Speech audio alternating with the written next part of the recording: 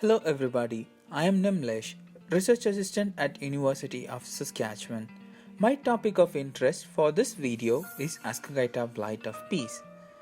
Ascochyta blight of pea is caused by four main pathogens, namely Pyrrolina pinnodes, Ascochyta PC, Phoma medicagnum var pinodella, and Phoma colunga. Out of these four Ascochyta blight causing pathogens, Pyrrolina pinnodes, which is commonly known for us as Mycosphaerella blight, and Ascochyta PC is commonly present in Canadian prairies. When the condition is conducive, the Mycosphaerella blight can cause an yield loss up to 60 to 80%. Symptoms of these two pathogens can be easily distinguished in field as well as under the laboratory condition.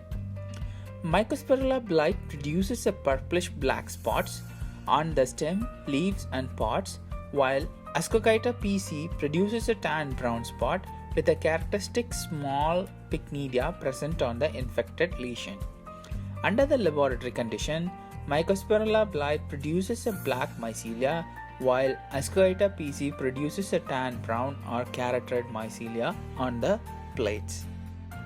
Pathogen can overwinter on the infected stubbles from the previous season, and when the condition is right in the early spring, it releases an airborne ascospore which spread this pathogen even to a non-infected field.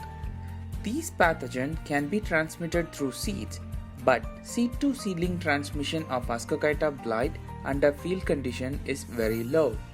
Ascochyta blight infected seeds can have a cracked, discolored or shriveled appearance, but the pathogen can also be found on the healthy looking seeds.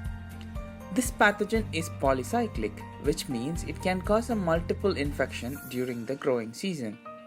Control of this pathogen has been proven very difficult because of the nature of spread of this pathogen. One of the most effective control method is a long-term crop rotation of 3 to 5 years with a non-host crop is recommended.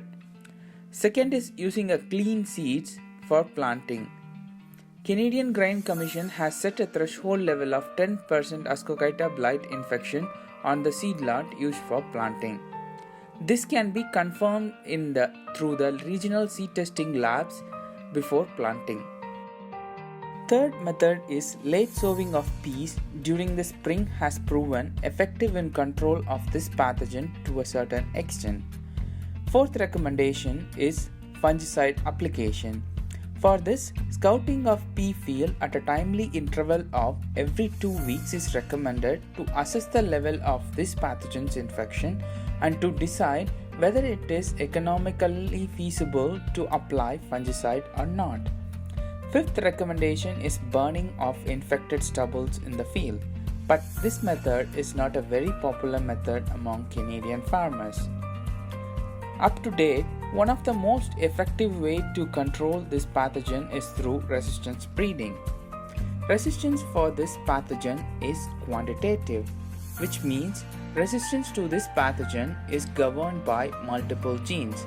This is further challenged by resistance for different parts of the plant such as leaves or stems, and different cropping stages such as seedling or mature plant is controlled by different genes. So far, good partial resistance for this pathogen has been identified. Further research is needed to find a better resistant genotypes or accessions, and also more effective breeding strategy is needed to avoid the resistance breakdown.